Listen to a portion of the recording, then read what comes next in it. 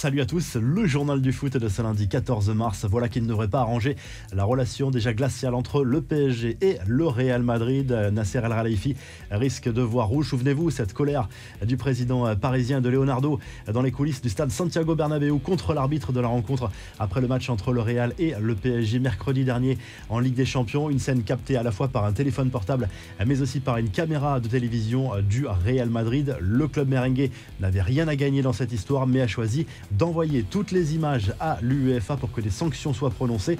Voilà qui ne va clairement pas arranger la relation déjà très tendue entre Nasser El Khelaifi et le président du Real Madrid, Florentino Pérez. Le retour des Parisiens au Parc des Princes dimanche face à Bordeaux a été clairement une épreuve pour les joueurs et pour Pochettino. La victoire 3-0 n'a pas permis d'apaiser la colère des supporters du PSG qui ont sifflé leurs joueurs, en particulier Messi et Neymar. Mbappé a été l'un des rares épargnés avec Navas. Le Brésilien, lui, a publié plusieurs messages sur son compte Instagram en s'affichant avec ses proches. Neymar n'a pas directement réagi à ce traitement hostile, même s'il a diffusé le message que sa vie privée restait plus importante que le football.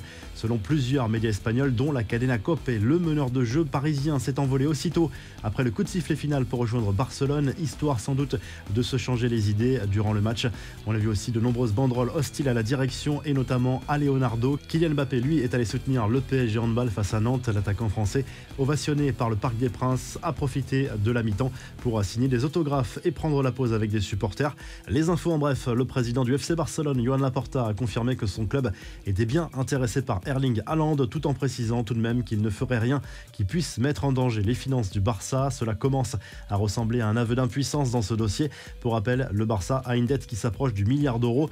Du changement sur le banc du Hertha Berlin, le club allemand vient de nommer Félix Magath comme nouvel entraîneur pour tenter de sauver le club de la descente en Bundesliga 2 à 68 ans.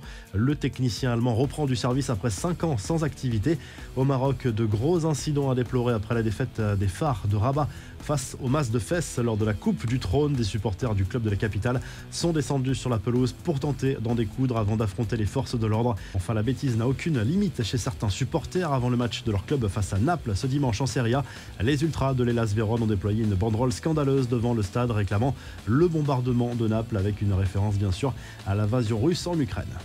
La revue de presse, le journal de l'équipe propose plusieurs unes ce lundi, dont celle-ci consacrée à la victoire de l'Olympique de Marseille 4-1 dimanche soir sur la pelouse de Brest en clôture de la 28e journée de Ligue 1. Une victoire qui fait du bien à Marseille après 2 défaites et un match nul en championnat. Les joueurs de Jorge Sampaoli, qui remontent à la 2e place de cette Ligue 1 à égalité de points avec Nice, et très loin derrière le Paris Saint-Germain, incontestable leader en Espagne. Le journal Sport partage sa une ce lundi la première partie consacrée au sacre des filles du FC Barcelone dans le championnat espagnol.